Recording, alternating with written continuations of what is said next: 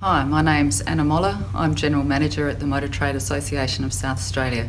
Today I attended the budget lockdown where Rob Lucas delivered his first state budget for 16 years. The budget largely talks about or focuses around lower costs for households and businesses, more jobs across the state and better services in both metropolitan and regional areas. So lower costs for businesses and households. The government has committed to the abolition of payroll tax for all small business. So if you've got a turnover of less than 1.5 million from the 1st of January 2019, you won't be paying any payroll tax. If you're a business with a payroll between 1.5 million and 1.7 million, you'll also pay less. There's also proposed land tax relief. So the tax-free threshold will be increased from $369,000 to $450,000 from the 1st of July 2020. So there's a while to wait for that one, but it is on the horizon. There'll also be a lower marginal tax rate, dropping from 3.7% to 2.9%. Happily, the government is putting $184 million into an energy solution, and that's to ensure that the state receives cheaper and more reliable power. More jobs. The government will put $202 million towards over 20,000 extra apprenticeships and traineeships. They're going to do this through subsidising training and support services, and I think it's really important that they've agreed that these should be developed in partnership with both employers and training providers. This is a really important part of the budget given the significant skills shortage that the state is facing at the moment. To facilitate our youth getting to their educational facilities and to their places of employment, Government has agreed to expedite driver's licences for both first and second year apprentices. There'll also be $3.9 committed to change attitudes towards skilled careers. This includes a campaign designed to improve community understanding of the opportunities with the trades and other vocational education pathways.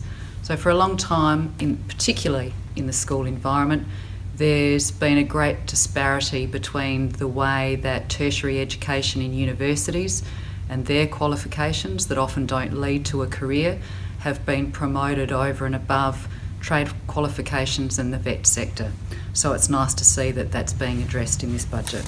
To facilitate the training and the career pathways, there'll be a focus on literacy and numeracy programs for youth at high school. We know that there's a significant issue in that area, and I think it's very important and pleasing to see that the government has both identified and acknowledged that and is putting steps in place to address it.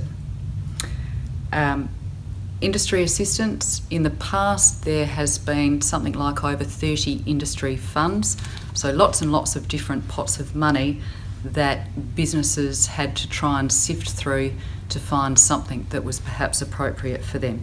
So that was both a complex process, quite confusing for most people, and it led to most of those funds not being accessed. So financial assistance to industry will now be delivered through 3 new funds, so significantly simplified. Assistance will be targeted and it will be focused on opportunities in growth throughout the state, including in the regions. It will broadly consist of the Economic and Business Growth Fund, the Research, Commercialisation and Start-up Fund, and the Regional Growth Fund. In addition to all of that, $43.9 million will be put towards an innovation and commercialisation precinct at the old RAH site. Better services. $773 million will be put towards creating better regional services. So this includes $315 million for our regional roads, which we know is a point of contention, and something that a number of members have raised in the past, and also $10 million to reduce mobile phone black spots in regional areas. We'll also see the introduction of a public transport authority, and happily for bus and coach members, this will include a review, which has been long promised, of regional school bus contracts, and also a tender and evaluation process for metropolitan bus services. The government has also indicated that there will be the closure of all underutilised and duplicated public bus routes. So at the end of the day, it was a simple but straightforward budget. I don't think there were any surprises.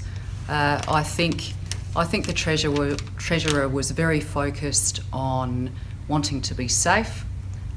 He spoke a lot about the budget being in deficit and wanting to recover that and the savings that would be made moving forward.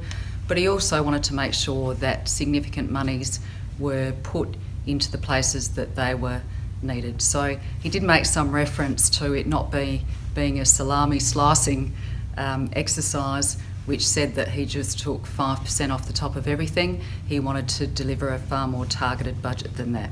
So I think with the focus on the three different strands, if you like, it's great for industry that there's such a focus on training in the vet sector, an increased focus on trade qualifications as opposed to just tertiary qualifications that often don't lead to a career pathway.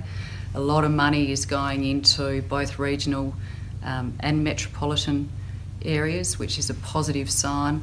It's certainly aimed at jobs growth, business growth, as well as lowering the costs, not just for the community as a whole, but in particular for businesses. So, as we always say, the devil's in the detail. It will depend how these things tumble out, but it's certainly a positive start.